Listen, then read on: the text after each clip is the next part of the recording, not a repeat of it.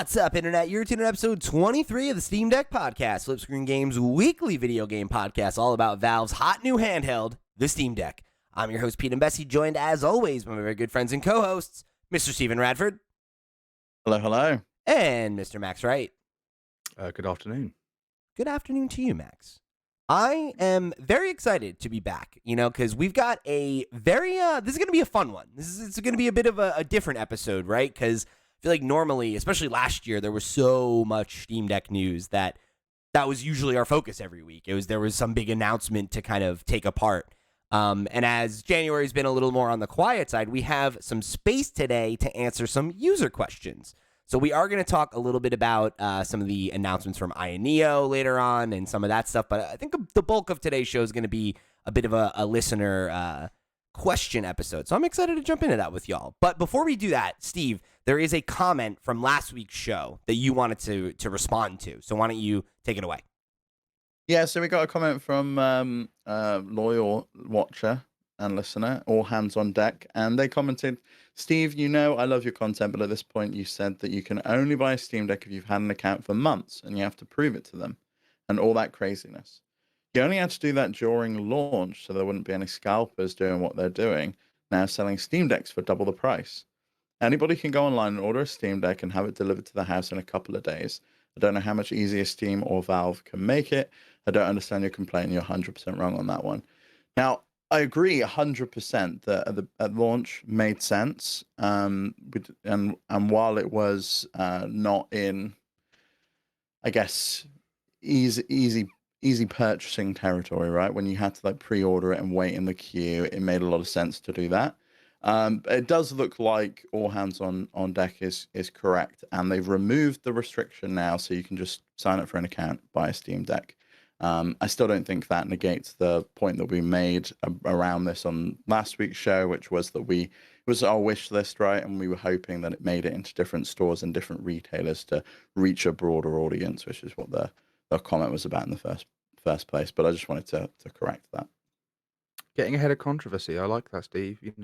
Never admitted you were wrong, though. I like that as well. No, never in my life. No. I like that. He's like, all hands on deck is correct, but I was not wrong. Yeah. Never the word wrong never left the man's mouth, and that's politics, baby. Politician. Yeah, that's politics, baby. It's impressive. That's an impressive non-apology. I appreciate it. Are you, Steve? Are you resigning from? Sorry, hang on, Steve. Are you going to resign from your position as number 2 tastemaker of Flip Screen Games? Yeah, I'm gonna be number 3 now. Max. Also, get the fuck out of here, Max. No, I'm number 3. I'm number 3. Okay. Fucking guy puts Wordle on his top 10 games of the year, and I'm the number 3 tastemaker. Wordle's great. And it opened my eyes. It opened my eyes to what could have been in my list. It changed my mind. What can I say? The man's convincing. I'll give him that. He's convincing. He's convinced a lot of people of a lot of things. My Steam Deck. That is reason enough for me to be on this show.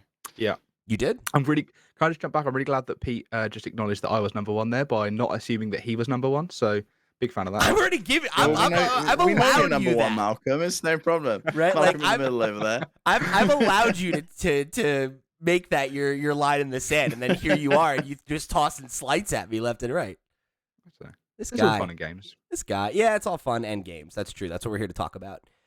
So speaking of fun and games, let's jump into our first question here. This one comes from one of our Patreon producers, Asobi, who wrote in and said, and I'll say this, right? It's been a minute. Patented. It's been a minute since Asobi hit us with the patented 3-question format, but Asobi is back in proper form today. We've got 3, count them, 3 questions from Asobi. Number 1. What have been your biggest Steam sale purchases that you never played? Love this question. Absolutely adore this question. Yeah. I've got too many. I went through my library and I was like, holy shit, I've not played the majority of these games. But there's also a bunch of Humble Bundle stuff of recent memory that I've purchased and not played. So I picked up the Humble Choice Bundle, I think it was in November, and Deathloop was in it. And I was like, yeah, I'll get around to playing Deathloop again. I didn't. I picked up Rise of the Tomb Raider because I thought, yeah, I'll carry on with the Tomb Raider saga, the new Tomb Raider trilogy on Steam Deck. I haven't. A Way Out, never got around to playing that. and I picked up the Humble Bundle of all of the Wadjet Eye games, including Unavowed. I've not played a single one of them. It's ridiculous. I need to stop. I just got to stop. Yeah. I went through a big period of the same with the humble when it was humble monthly, not humble choice. Of just I would get 7 or 8 games, and then I would go, cool, I'll claim all of those and just never touch them. But in terms of like actual games that I've bought on a Steam sale and gone, yeah, that's a good price for me to dive in. I have 3. Biggest value, Red Dead Redemption 2. That is all. 'Cause I That was is like- also on my list. It was like 35 quid, and I was like, all right, I've not played this. I'll finally get it, and I bought it, and I never Down to like 18 now. Yeah, Well, I own it now, so that doesn't help me. I think I bought it. It was the first time it had been more than 50% off, and then it was on sale for even more like a couple weeks later. And I remember Steve's like, "You start that yet?" And I was like, "No." I bought this like 2 years ago as well, when it was sort of like anyway. My biggest in terms of when I say it, people are like, "Oh, is The Witcher 3," because I bought that. I bought that probably 4 or 5 times in my life across the different systems. Every time people are like, "Oh, you're gonna love it. Oh, you have to." I mean, that was a whole topic on, or a whole sort of meme of all of us back in the loot Years days of my life. yeah, people like Pixel Pass specifically. You have to play Witcher 3. You have to play Witcher 3. He bought us and all a copy of The Witcher 3, and it was just I like, never got a copy. Just so you know, I never got a copy. oh, But I do I'm also, sorry, Max. I do also still get his You Nintendo Online. can have my for free, copy if so. you want. No, it's Do you cool. want my copy? He's I still own it, paying like- for your Nintendo Switch Online. I should have gotten that Yeah, family he plan is. years ago. Yeah, he is, baby. I haven't played for that in years. And biggest in terms of game that I'm like, I keep being like, oh, I really need to start that. I really need to start that. Is Divinity Original Sin 2. Just keep meaning constantly to start great picking game. that up. I also and have that on in my library. Have meant to start it several times and never have. Have you both played the first one, Divinity No. Original Sin? No. No, I don't Well, care. play that. We got to play that first before you start number 2. Are they Do you? related like Are that? they I like- thought they would. Yeah, is it like a linear story? I thought it was more like. No, they're individual. Well, then there we go. They're- I'm not it's got, playing like Get out of here. there's like callbacks to the first game. Plus, Oh you know, no, I I won't get think- all of the references. Ooh, Oh my god, the first game is a masterpiece in and of itself. And let's be honest, neither of you are playing that with Baldur's Gate 3 coming out this year. I'm also not planning on playing that. I'm I've never definitely looked playing at it. that. So, I'm definitely playing that. what else are you gonna say you're gonna play, Pete? See, that's the $1 million question, right? Is what games do you say you're gonna play, and then that you just don't. But that's one I'm gonna make time for, because the first time I saw it, when it was when they like did the open beta. I remember watching a friend stream it, and I was like, "This looks like Dragon Age. Like this looks like it looks like they're very much aping all of the stuff I love about Dragon Age. So, which is one of my favorite franchises. So I'm like, I gotta get in on that one. You gotta. Yeah, you ever play the Baldur's Gate 1 and 2? You haven't, have you? You've only played No, I've only played Dark the Alliance games. Yeah, Dark Alliance ones. They're worth playing. All the Infinity Engine games are phenomenal. Like Icewind Dale was great as well. They're well worth going back and trying. I had Neverwinter Nights. It's one of the first PC games I ever owned as a Great child. game. Another great game. Yeah. So, my main answer was Red Dead Redemption 2. I do have a couple other honorable mentions. I also bought Ollie Ollie World and The Outer Worlds before going on my honeymoon, because I was like, oh, I want to have a couple games to try, and so I can get into whatever, is grabbing me, right? Like whatever is the thing I feel like doing. And I've been saying since I played Outer Worlds, oh, I really want to replay it. As soon as I got a Steam Deck, I'm like, this is a perfect way to replay it, and I never did it. Like those are definitely Ollie Ollie World's on the Humble Bundle this month, and I haven't played it either. Yeah. But there's too many games, man. There's too many games. And I think, I don't know if it's just us and the way that we make content, or if it's this is actually a trend, but I do feel like this generation, I feel like older games have such a longer tail than they used to, because it's like, oh yeah, I missed this game, however long ago, but now you could play it and it's upscaled to 60 FPS, 4K, and it's it feels like it's brand new again. And I feel like I don't know. I feel like so much. Well, and emulation as well has come along such leaps and bounds, and how easy it is on Steam Deck with EmuDeck. It's like, why wouldn't you go back and play some of those older games that have been cumbersome or just not available for sale, and they're now available on a handheld device that you actually want to play them on? Like being able to go back and play Tony Hawk's, for example. It's just that was so much exactly fun. what you want to be able to do. Yeah, I love that. That takes us into our next question. What games are you planning to check out this year from your Steam backlog? But Ooh, I've got a boy. couple I want to finish. How do you So I've interpret got this? Yeah, is it games you want to finish, or is it like games you want to start, or games you want to yeah, replay on Steam? Like, there's some games I want to start, some games I want to finish. I wanna play Inscription and that's finish on my that list too. because I came so far down towards the end and I just never completed it. Yeah, Elden Ring, I think I'm just gonna start again on Steam Deck and play it mad there lad. I and love it. just like give it a good shot. And then the Entropy Center, which I got a code for last year, and Oh, never yeah. ended up having time to get around to it. I love environmental puzzlers, and that one looks like a great addition to the genre. So I'm looking forward to trying that. I've got a couple. Coram is actually another game that I bought on a Steam sale and never played. It's like the Pokemon, like Stardew Valley-esque, type like spiritual successor thing. Is that the MMO one? No, that one's Temtem, which I played a decent Oh, amount of okay. and bounced off of. Coramon's I the one bounced off that's that so quickly. like pixel art, that kind of. It's like a little Oh bit yeah, more I remember traditional. this one. Yeah, it looks cute. Yeah, that's one I'd like to at least like give it a shot and see if it's for me. I know it was received pretty well. There's a couple other ones. I mean, the games that I listed off earlier, right? Like, it would be nice to get back to, but we'll see what happens there. I'm thinking more of like newer stuff that I wanted to play and never got to. Like I said, Inscription is definitely a big one for me. Road 96 was another game that I remember we were interested in. I picked it up on a sale, never got around to it. I'd like to get to that at some point. Omori is another one. It's a lot of people like compare it to Undertale. It's like a horror type Oh, experience. that sounds good. I've Yeah. heard a lot of I've really got- good buzz about that. I've got that Toem game as well. Do you remember that one? Yeah, that's on my the list. photography one, right? It's like black and white. Yeah. I Yeah, never got around to playing that. I heard that was really good. Persona 4 Golden is another one. Zaid bought me a copy of that, and I never got around to it. And it's like now we're playing P5, so I don't know that I'll get to that this year, but I'd like to at some point. And then the only other game I wanted to shout out was Sonic Frontiers, which is another one that Zaid got me as a gift, and I just haven't had a chance to play it yet because I've been making sure I'm ready for our next Persona 5 book clubs. That's been the only thing I've been playing the last couple of weeks. But I think I'm going to probably jump into that next. So that'll probably be like one of the first big games I tackle this year on Steam Deck.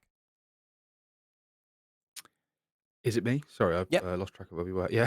So my backlog is like, massive, but games that I specifically have maybe either bought recently or mean to play very soon. I've got Mass Effect Legendary Edition. Yes, let's go. Is that your first time? Yeah. So I started on Steam Deck and I got like a little way in and I was like, all right, cool, let's boot this up on the PC then and sort of get it on the big screen. And then obviously there's no cloud saves. So I was fuming that I just wasted so much time downloading 100 gigabytes of this game. So what I might do is give up with it on Steam Deck and just play it on PC instead. We'll see how I feel.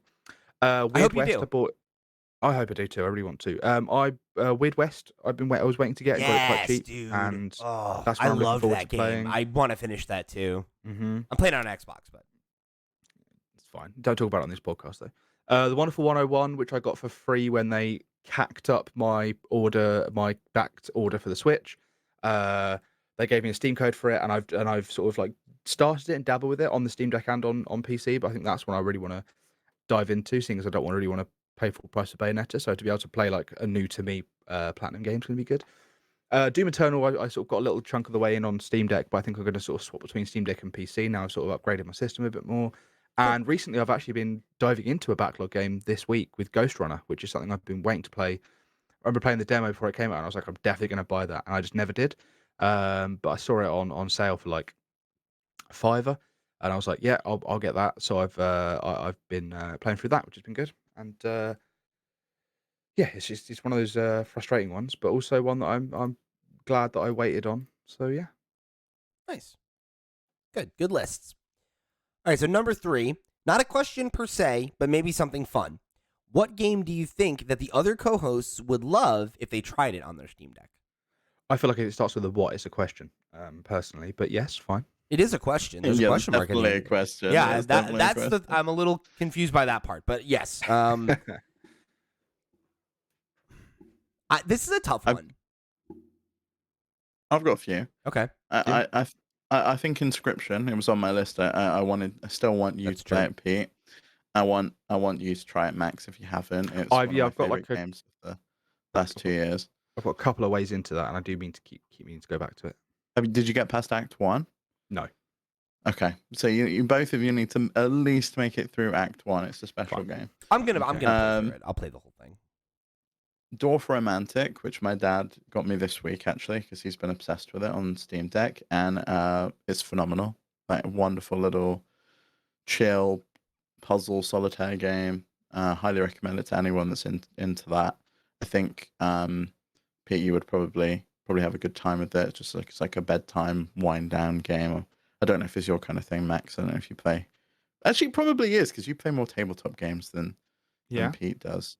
What was You this called again? Sorry. Dwarf Romantic. Have you Oh played yeah. Have you played Carcassonne? Yeah. Yeah, it's like it very much reminds me of that, but you're just playing alone to get like a high score. That's how I play anyway, so that's fine. There you go, see, so it's great. I want both of you to check out the Fears to Fathom series. I think probably it's more Max's thing than Pete's because I know Pete hates horror. Okay. But this is the series In I've games. spoken about a few times on the show. Which is like they're just cool little stories that get suggested to the developer, things that happen in real life, and they get turned into like little experiences. Oh, are these the They're Reddit only around ones? about they're only about like an Hmm. hour to play through them, but they're really good fun. The latest one just came out on I think it was the 9th or something, or maybe the 15th. And I played through that with a friend, which was really good fun. I think these are the kind of games I Great could really fit in usage with for my the Steam girlfriend controller. Yeah, you should play them through. because she really likes playing like all of the sort of movie style games, like the Quarry and stuff. I think she played with her cousin, but I feel Yeah, like the they're an hour choosy each. stuff. Yeah, we could just go through like one of these instead of watching a movie or a TV series. We could They're just go very through very these, you know. lo-fi, but they're fun. Mhm. I have a good time with them. Just made by one person, so I think they're well worth checking out. And as I was saying, they're a great use case for the Steam controller.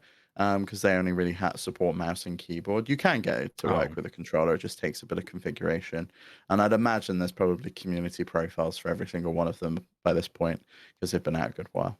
yeah. But yeah, those were the three main ones I wanted you guys to check out. I've got two Nice. answers. I'd say the first one is Disco Elysium. I don't know if Max, have you tried that one? Yeah, it's one of those ones that I kept starting on PS5 and then kept jumping out of very quickly. So Yeah, I hear you.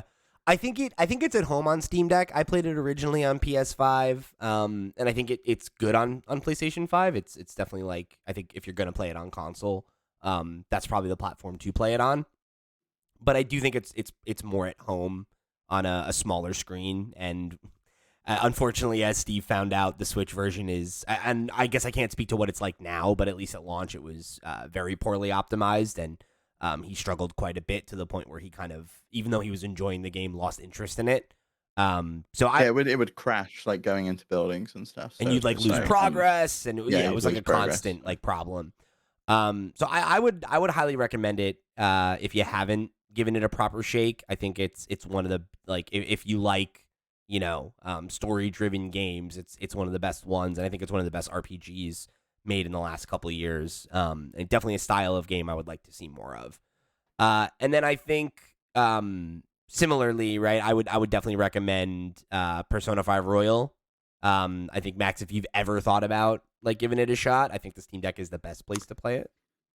yeah, I think it's one of those ones that every time I'm so in love with the aesthetic and the idea of it, and the bits that people mention were sort of done in Fire Emblem Three Houses. But I think the fact that it's just turn-based combat is really what's going to get to me. But I'll keep an open mind. Yeah.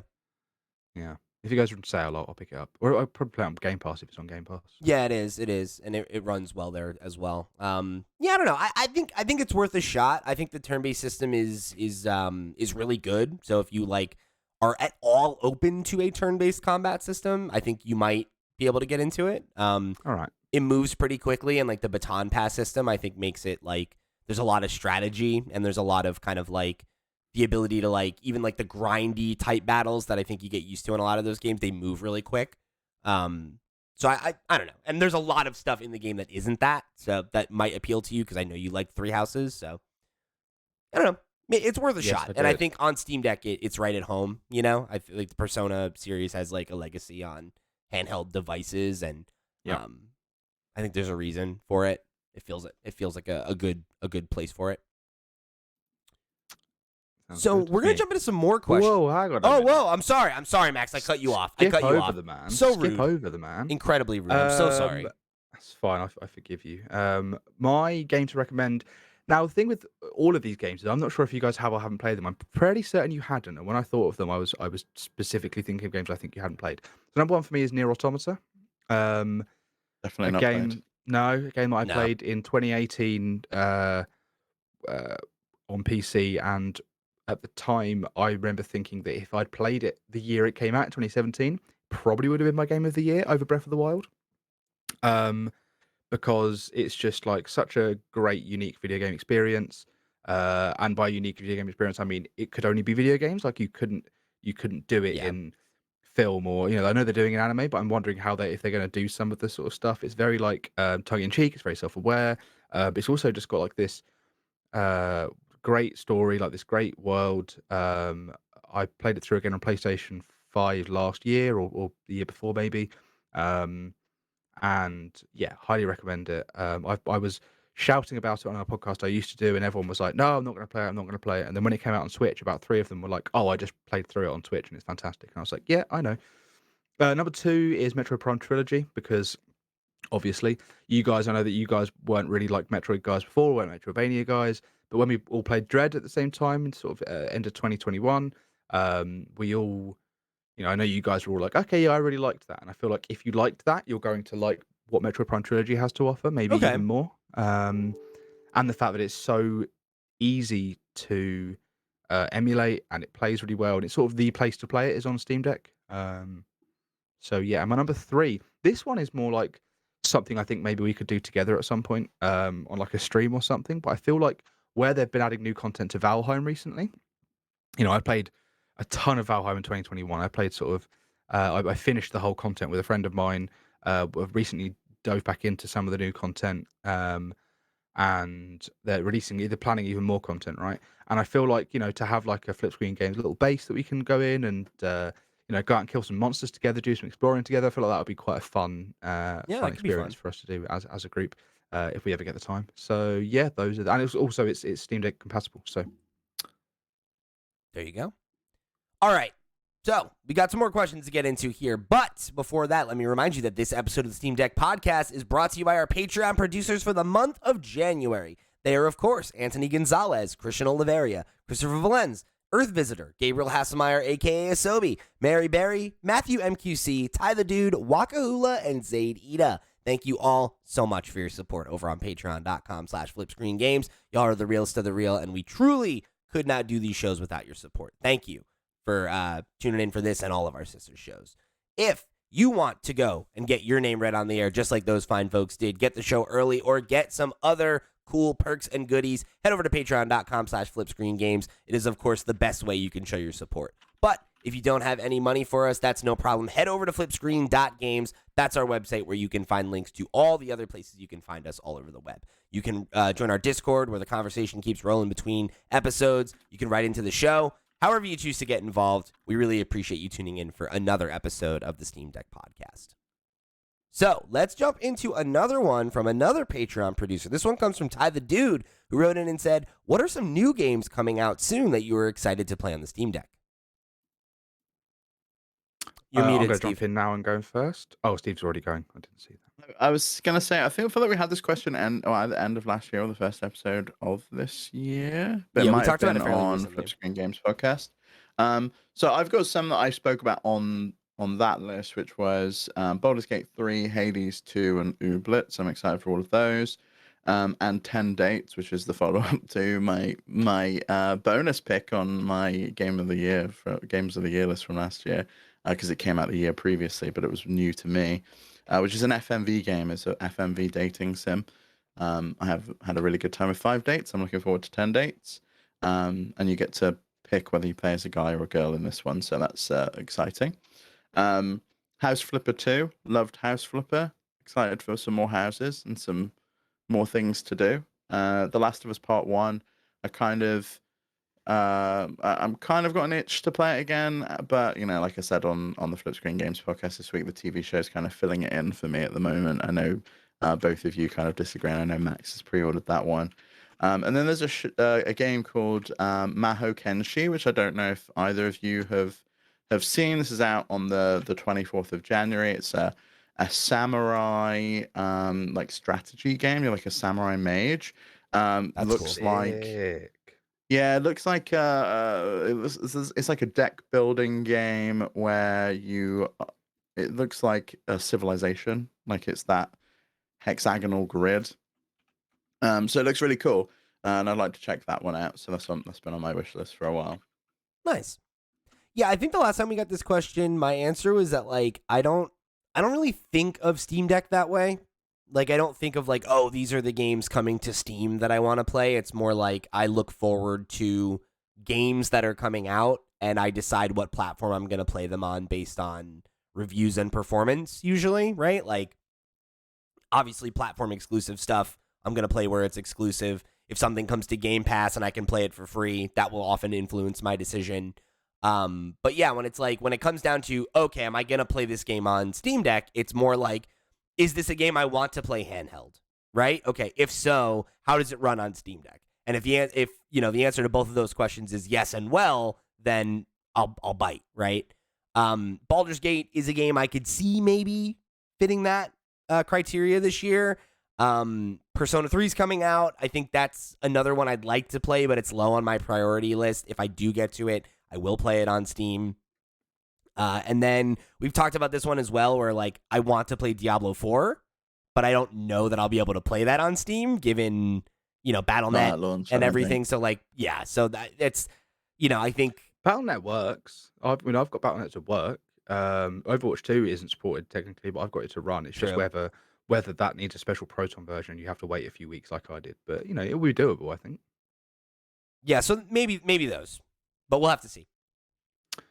Don't skip over me. I obviously I don't want to be that or I could be the typical Steam Deck user, or that people don't like, where it's like I'm going to be playing Legend of Zelda: Tears of the Kingdom on my Steam Deck, yada yada yada. Yeah. But I'm actually going to say, Resident Evil 4 is one that I'm looking forward to playing on Steam Deck because Really? yes, I use the Steam Deck like a Switch, where I will play some on the TV, some on the Steam Deck, depending on where I am or what's going on, right? And I know how well Resident Evil Village ran and Resident Evil 3 ran on the Steam Deck, so I know that this is going to work fine, right? I'll buy it on Steam anyway, whether I play it on PC or the Steam Deck. I'll probably swap between them. Games that I would have wanted to play on the Steam Deck, but I think it just value wise didn't work out. Jedi Survivor and Dead Space are two games that I would like to have maybe swap between the two, but it just made more sense for me to get them £15 cheaper and just play them on the TV, and that's fine with me. Yeah. More stable Why? experience. How cheap is it on other platforms then? On Origin, the EA app, I got both games. I got Jedi Survivor and Dead Space for £35 each, I think. Whereas they are on 50 on Steam. yeah. I think you can install the EA app though, right? You can. It is I possible to tried. install. I don't know. I'll have to have another look. But when I Or tried like through before, Lutris.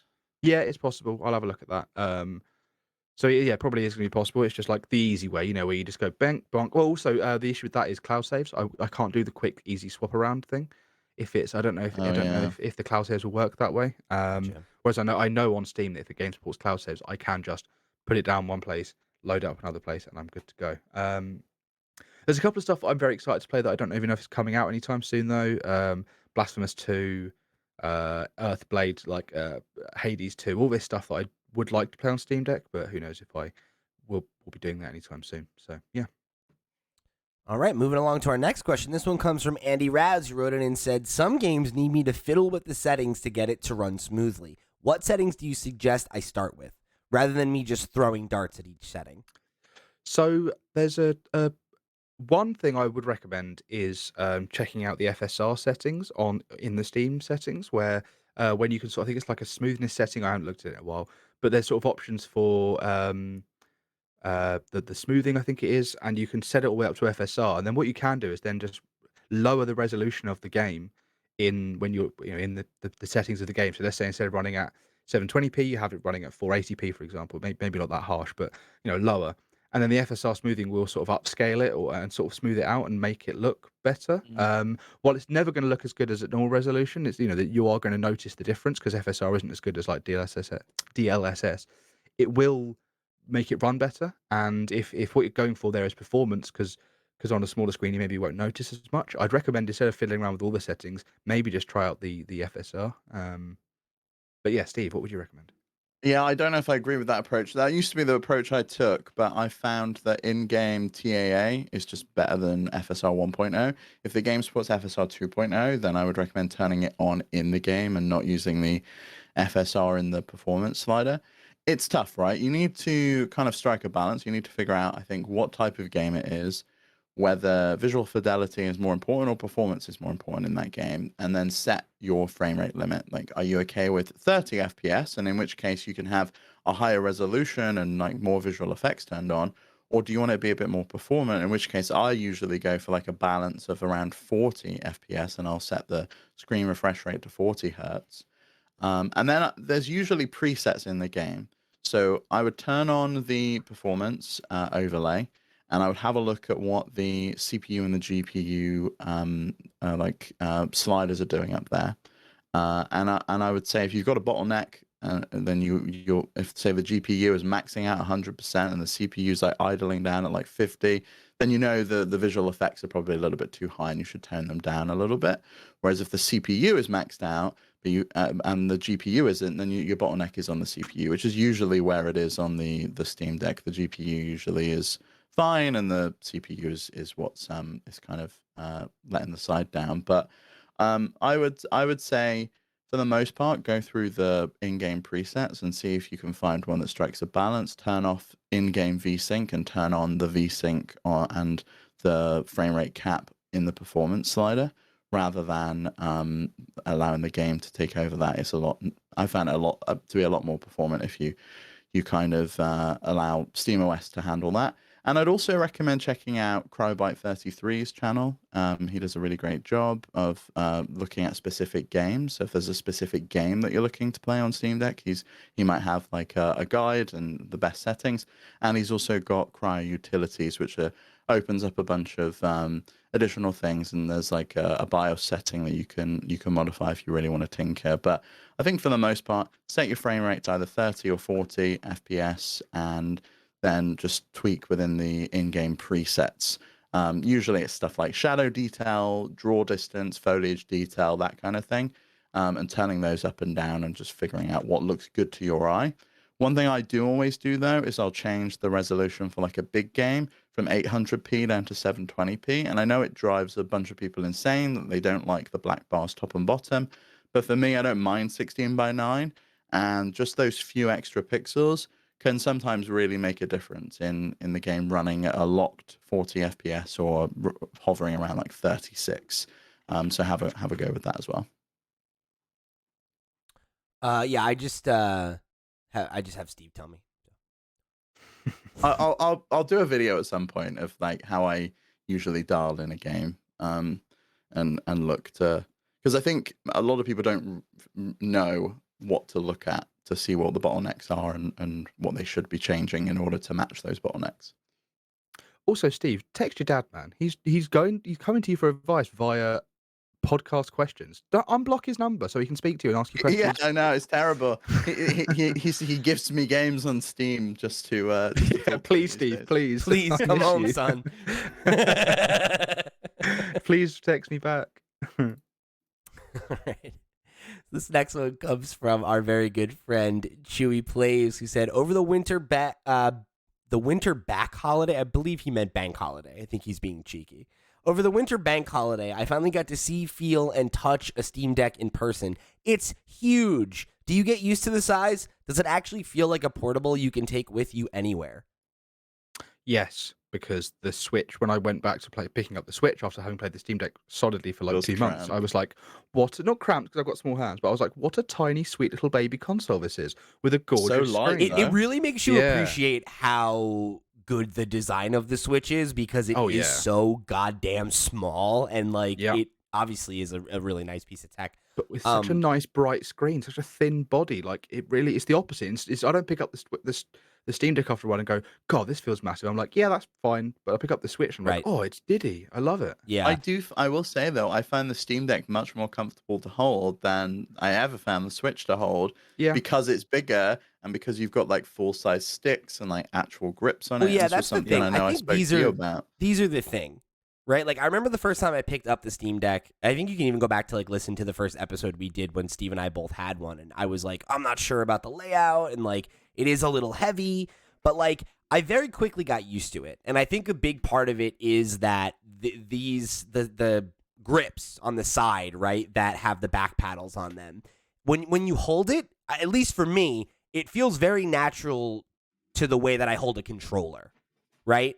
Like when I want to rotate a controller and like look at the back or flip it over, I do this, right? I palm it and you put your fingers out and it's like I can like I have total control over it even though it is big and heavy because it's like locked in on the palms of my hands, you know? And I think that angle of it definitely makes you get used to the size very quickly because I don't think of it as being big anymore. You know, like it just feels like natural for what it is and what it achieves, right? And in terms of like the portable angle of it, I definitely think that. I know that there's been discourse about that where there are people who are like, I wouldn't carry this around the way I would a Switch. I wouldn't use it that way. I do. I have. It was the only console I took with me on my honeymoon. Every time I go out of town, you know, I usually bring a console with me. And historically, that's always been my Switch, so that if I'm in a, you know, if I'm staying, you know, with my parents or I'm staying at a friend's house or something like that, like I'm a night owl, so there's a good chance I'll be awake with nothing else to do. So I bring my console, right? Like I make sure I have something to do. My Steam Deck is the thing I bring with me all the time, and like, you know, like it's big, it's bulkier, but like the case is not that big. You can fit this in a backpack, right? Like you can put this in an overnight bag. It does not. I will say it does not fit in my messenger bag, so I've had to get a new bag just does to fit take up a lot of the case. space. It But does Steve, take a lot of space. It's not going to fit in a small bag, that's for sure. But like if you have a normal sized like JanSport backpack, you've got enough space then to it'll shove fit it in in, there, right? easily. Like Yeah. If you find the Switch to be uncomfortable, Steve, and sort of playing the Steam Deck is making you want to play the Switch less, I highly recommend the Switch Pad Pro because if you It compare makes the it two, identical size. Yeah, it makes it's it actually really comfortable like to play. this is I mean this is like it's like a Steam Deck with a nicer screen, obviously not as powerful and it doesn't have all the same games, but like if you're if you don't want to have that going back to and fro and finding it I may end uncomfortable, up then, getting like, that some is for Tears of the Kingdom because I can't deal with the Joy-Con. One, all of my Joy-Con are drifting. I can't bring myself to spend another 70 quid on another set of those things that I know are I going to don't blame drift. you. It's just driving me I mean, mental. Although I will say though, you're getting a point for Nintendo Noise next week. There's Hall effect sticks now, Yeah, didn't just you like there buy are for the them? Steam Deck from Gilly Kit. No, not yet. They're Saw up for they sold out. The pre-order sold out instantly. Okay. So I thought I you got one. have to wait for them to come back in. I hope you can get one. I'd love for you to do a tutorial on like getting those set up and like review them or whatever.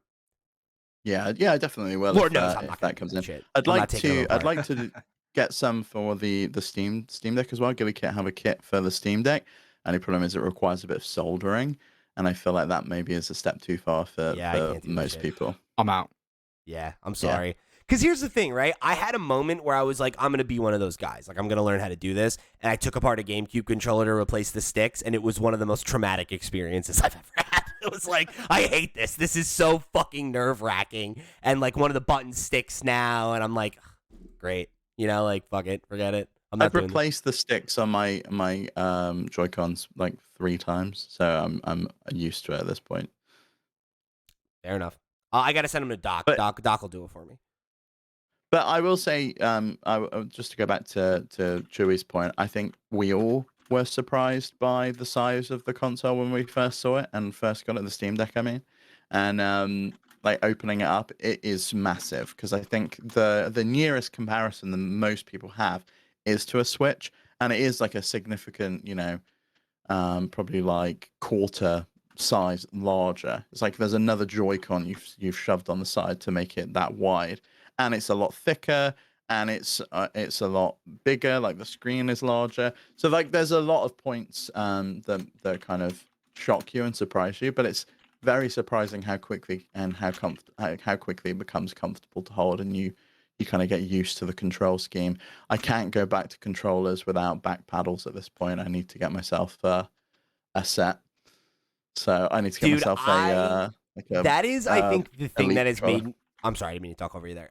That's the thing I think that's made me feel the most old, like as a gamer, right? Is like I do not like back paddles, like, and not that I hate them, but like I don't use them, right? Like I'm so used to just using the face buttons and triggers that it's like learning to like, I don't know. It feels like learning to ride a bike all over again, to be like, let me get in the habit of pressing these with my back two fingers and shit like that. And it's definitely,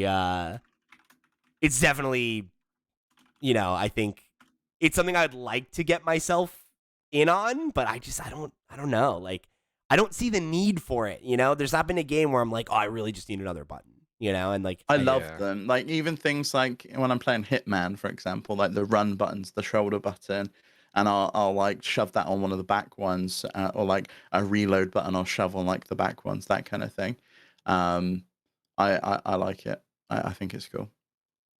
fair enough. So let's use this as a jumping off point to just quickly discuss some of the announcements that came out of the Ineo presentation this past week, because I think we've seen more and more of these Steam Deck competitors start to, you know, rear their little heads, and I think it's interesting in the context of Chewy's question of like, is that really something that you would want? Like, do you want a Steam Deck like device that is, you know, more akin in size to like a Nintendo Switch or like a PS Vita or something like that? Because like, I don't really know that I do. I don't. I see those are like the least interesting things for me that they announced, and like, well, we'll maybe touch a little bit more on this next week if we want to go, because I'd like to dig a little bit more into detail on Ionia OS and whether it's like a true competitor, or whether any of these are true competitors for the Steam Deck at costing over $1,000 each. I think for me, the two they announced that were most interesting to me were the Ineo Next 2, which is very much looks like it's been inspired by the Steam Deck. Oh yeah, But has massively. it's got touch pads. It's like similar like design ethos. It very much looks similar to what we've come to expect from the Steam Deck. Yeah. But the one that's most interesting to me is the Ioneo Slide, and being able to have a keyboard on there is just, that would be like game changing for a lot of people, being able to go into desktop mode and like being able to quickly type without having to have like a keyboard come up on the screen. It looks to me like do any of you remember the T-Mobile Sidekick from back in the Yes. day? Oh my God. That's exactly what it looks like. I hate the on-screen keyboard on the Steam Deck. I feel like when I'm typing in passwords, it always seems to skip. It never So goes what I want it to unresponsive at do. times, yeah. Yeah, and it always seems to like, if I'm in a game and I'm trying to use the sort of sticks and it sort of locks you to doing sort of having to move around I can't use a cursor when it's up, and I just, it's why I try and plug in a physical keyboard if I can, because I would like to not use it. But having it built into the device, mwah, beautiful, lovely. But what does that do for me? What I want to know is, what does that do to the screen? Having another moving part can't be good. It's just like And not something I also, can see you using that often. Like I think like in the use case Depends you what just, kind of games you play, I think. I Like if guess. you're constantly in like in-game chat or something, like that is something that you would potentially use. Or if you're like, I don't know, like playing an RTS and you want like more buttons or something. Yeah, and you're right. I just feel like that's such a thing where like if I was in that scenario, like when you just play it on a PC, like wouldn't you just play it on a desktop? well, yeah, Maybe. but isn't that the point for any Steam Deck game, right?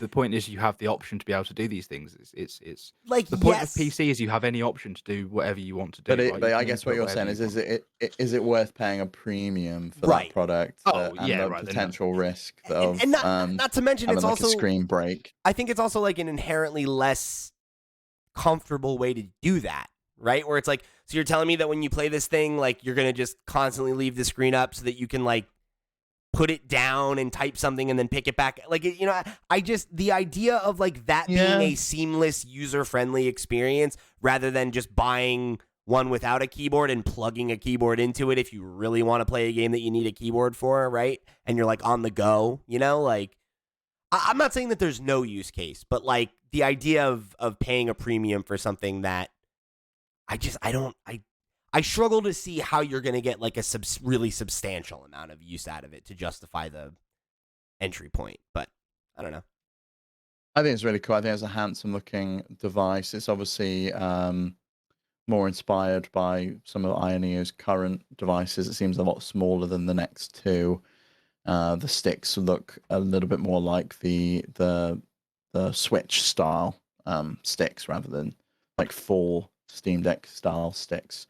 But I'm interested to see Valve potentially explore other avenues and potentially scale down the size of the Steam Deck. I would like the bezels to get smaller. I'd like a bigger screen. We spoke about some of the stuff in the wish list last week. I think it would be lovely to have like an OLED screen on the Steam Deck at some point. But I don't think anyone's really crying out for like, we need a new design Steam Deck. It's still early days, and I think the majority of people are really happy with the form factor that Valve settled on. I think it compromises in places it needs to in order to hit a price point. Those places being like the screen and the panel's not as good as it could be, but it hits a price point they needed to. That $349 in the UK, $399 in the US is a really great price point, really compelling, especially when you consider these devices from Ineo are $1,000 up or anywhere up to $2,000 per device. Like they're a lot of money. Yeah, absolutely. And I think that's one of the most interesting things. And like you said, maybe we'll make that the main topic next week, is like talking about what a Steam Deck competitor would need to do to actually disrupt the market. And I don't know. Like I look at these things and I just don't know if these are it. I think a lot of the ones we've seen they feel overpriced, and they feel like the things that they have that are advantages over the Steam Deck are not enough to warrant the price differential, and the fact that you're not getting something that's supported by Valve, because I think a lot of the biggest advantages of the Steam Deck have come from Valve, right? And the way that they think about software. Yeah, I think Ineo was one of the first to announce that they're going to support Steam OS as well as their Ineo OS. Although that may be GPD. So yeah, forgive me. I think that's GPD because Ineo is doing their own OS, which is kind of a flavor on Steam OS. It's going to run on Arch Linux, I believe, and have their own UI. And the idea is that it runs everything through Proton in the same way. But it's just like, do we really need another one? That's another conversation for another day, I think. Yeah, we'll table it for now. But if you guys want to write in for next week's show, or maybe the next couple weeks when we get to it, letting us know, like, what are the things that you think a Steam Deck competitor could do to differentiate themselves, or like what are features that you feel like are missing from the Steam Deck that you see in some of these other competitors that you think are worth either Valve considering, or things that that make it stand out, right? Like, do you disagree with me? Do you think that keyboard is something that's really attractive, and you can think about how you would be using it? I'd love to hear from people, because I think there's an interesting conversation to be had as these kind of modular PC consoles become, a new SKU that everybody's trying to figure out if they can, plant their flag and create something new that's going to be able to compete and be successful. It'll be interesting to see. So we'll talk more about that next week. But remember, if you want to write in with your thoughts, hit us up at flipscreen.games, where you can find links to our email address. You can join our Discord and keep the conversation rolling over there. Every question we got today came from the Steam Deck podcast channel over on our Discord. So if you want to write in with your thoughts on the show, that's probably the best way to do it. So however you choose to get involved, flipscreen.games is the website. However you choose to show your support, we greatly appreciate it. And thank you for tuning into this week's episode of the Steam Deck podcast. For the crew, I've been Pete. He's been Steve. All the way over there has been Max. We'll see you next week.